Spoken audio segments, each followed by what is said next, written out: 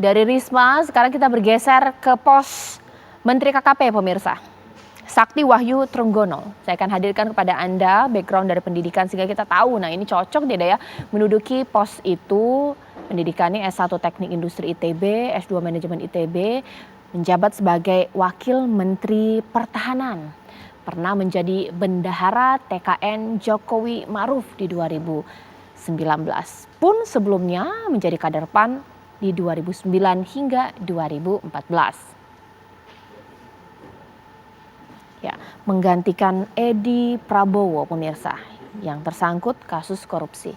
Mungkin pertama kali saya tanya kepada Bang Andreas Pareira, kenapa harus Pak Sakti Wahyu Trenggono Bang Andreas?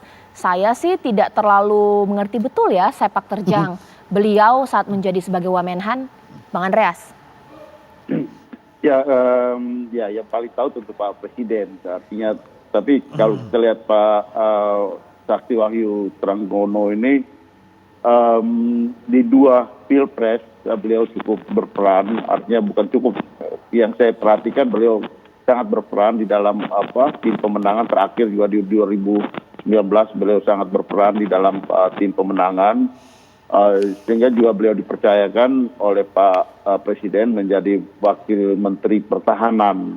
Dan di dalam ketika menjadi Wakil Menteri Pertahanan, banyak tugas-tugas atau ada juga tugas-tugas yang diberikan pada beliau, dan ya selama ini kita tidak pernah mendengar atau melihat bahwa ada hal yang negatif yang kurang baik yang dilakukan oleh Pak Sakti Wahyu Trenggono gitu. Dalam arti bahwa untuk suatu posisi di Kementerian Pertahanan bagi seorang sipil dengan background yang jauh dari urusan kemiliteran, saya cukup respect dengan Pak Wahyu Trenggono bahwa beliau bisa menjalankan tugas mendampingi Pak Prabowo gitu. Saya kira mungkin juga ada juga rekomendasi atau evaluasi yang diberikan oleh Pak Prabowo kepada Bapak Presiden, sehingga Pak Sakti Wahyu Trenggono dinominasikan kemudian ditetapkan sebagai menteri KKP gitu. Karena ini kan jabatan yang juga ada kaitannya dengan Gerindra gitu. Sebelumnya dipegang oleh kader dari Gerindra gitu. Saya kira Pak Prabowo dalam setahun lebih ini cukup mengenal beliau dan beliau mempunyai track record yang baik di Kementerian Pertahanan. Oke, sekarang saya ke Mas Maman. Mas Maman, ternyata kalau memang begitu berjuang pada saat di TKN, ternyata memang punya kesempatan lebih besar untuk dicalonkan menjadi menteri. Begitu Mas Maman ya? Ya, paling tidak semua yang berjuang di TKN, dan saya tahu persis bagaimana Mas Trenggono ini bekerja untuk Jokowi Ma'ruf Amin kemarin. Pertama, kita tahu karakter dari Pak Jokowi, apa yang dituju, apa yang disebut hari ini sebagai visi misi presiden itu sangat dipahami oleh orang-orang yang pernah di TKN.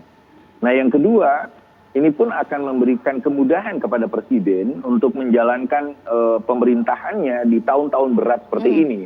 Kita belum bisa keluar dari COVID-19, kita pun menghadapi persoalan, maka beliau, presiden ini butuh orang-orang yang memahami kinerjanya, karakternya, dan juga apa yang ditujunya. Apa yang dituju oleh Jokowi adalah demi Indonesia maju, Indonesia yang berdaulat dan berdikari. Tapi yang ketiga adalah memang yang mau bekerja keras. Hari ini siapapun yang jadi menteri tidak mungkin mendapatkan prestise, tetapi mereka harus berprestasi, mereka harus bekerja out the box. Mereka harus bisa mencari celah bagaimana kita keluar dari pandemi dan kita menjadi negara maju. Dan ini yang dipahami oleh orang kayak Trenggono, Risma, dan juga Gus Yakut. Baik, berarti nggak harus punya pengetahuan kelautan dan perikanan gitu. Sementara kemarin sempat kepleset kasus Benur, Mas Henry, Bang Henry. Jadi gini, kalau dari disertasi saya ya Caca, pengalaman bisnis itu punya signifikansi ke karir politik gitu.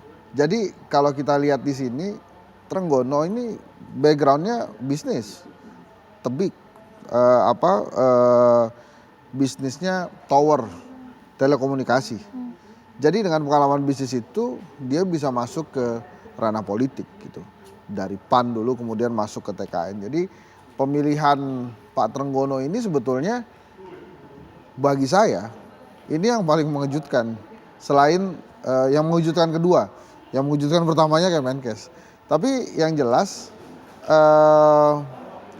nampaknya memang ada faktor Pak Prabowo juga di pemilihan Menteri KKP ini gitu. Karena ya itu tadi Bang Andreas juga sudah menjelaskan ya, selain memang dekat dengan TKN, dengan Pak Trenggono dekat dengan PDI Perjuangan, kemudian dekat dengan Pak Jokowi kan juga dekat juga dengan Pak Prabowo gitu. Jadi Gerindra ikhlas kalau digantikan Pak Trenggono karena secara punya kedekatan khusus dengan Pak Prabowo begitu ya? Iya, saya rasa demikian. Jadi ya ini win-win juga mungkin lah. Ya. Tapi memang kalau masyarakat menginginkan, kan sebelumnya udah profesional aja deh buat KKP gitu. Saya ngerti gitu, sebetulnya arahnya ke Bu Susi Pujastuti gitu. Tapi ternyata Pak Jokowi milih, iya kamu mau profesional saya kasih profesional, Pak Trenggono gitu. Ya mudah-mudahan aja Pak Trenggono bisa bekerja lebih baik dari Pak Edi.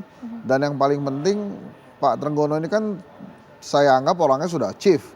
Jadi artinya bisnisnya juga sudah besar, sudah tajir melintir lah.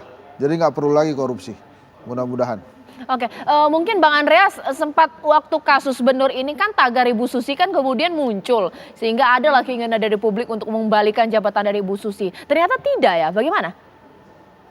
Ya mungkin ada pertimbangan-pertimbangan lain yang ya saya kira Pak Presiden lebih tahu, artinya di dalam periode sebelumnya.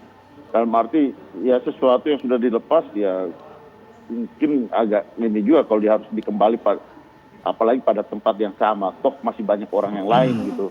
Dan yang saya lihat di sini ya pilihan pada Pak Trenggono ini ya mungkin itu tadi gitu, saya katakan bahwa ini adalah pilihan di antara berbagai macam arsiran, termasuk yang tadi juga sudah disinggung oleh Mas Henry yang saya sudah katakan sebelumnya bahwa ya selama setahun lebih beliau mendampingi Pak Prabowo di Kementerian Pertahanan.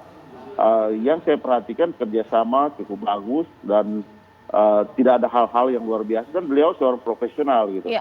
Nah berkaitan dengan seorang profesional, kita harapkan beliau mudah menyesuaikan diri dengan kementerian yang baru ini di KKP yang memang bukan background beliau, tapi ya sebagai bisnismen kita harapkan bahwa dia fleksibel. Dan dia juga memahami bagaimana visi misi dari presiden, dan itu yang harus dieksekusi dalam program-program dari pemerintahan khususnya di bidang Kementerian KKP nanti. Gitu. Oke, Mas Maman, kalau dikatakan bahwa ya kalau sudah TKN punya kesempatan lebih besar untuk menjadi menteri, ini berarti politik balas budi atau ingin memilih menteri yang akan membuat kebijakan terobosan untuk rakyat?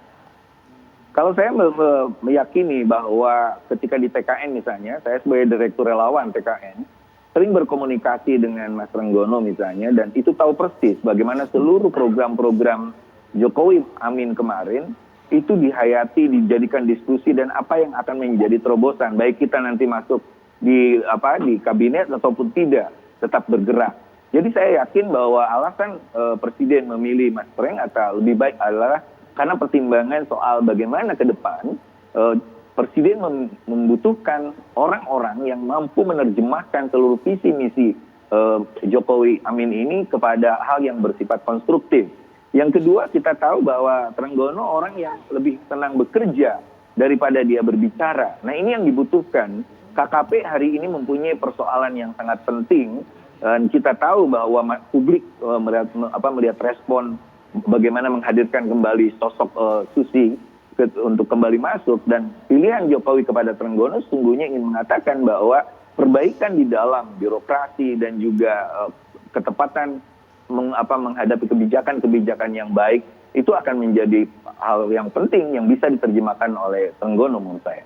Oke, bagaimana Mas Henry? Bisa tidak kapal yang sempat oleng ini kemudian dibereskan kemudian dari seorang Trenggono? Ya KKP. harus bisa, Pak Trenggono harus bisa membereskan itu gitu. Dari awal pembentukan kabinet jilid 2 ini kan nama Pak Trenggono sebetulnya justru masuk di dalam kandidat menteri gitu ya, menteri mana aja, bahkan sempat juga santer dia menjadi salah satu kandidat menteri Kominfo. Nah kemudian ditempatkan sebagai wamen dan saat ini menteri, kan cita-cita yang tercapai akhirnya. Mudah-mudahan saja Pak Trenggono bisa membalas kepercayaan Pak Jokowi itu dengan kinerja matang dan mantap.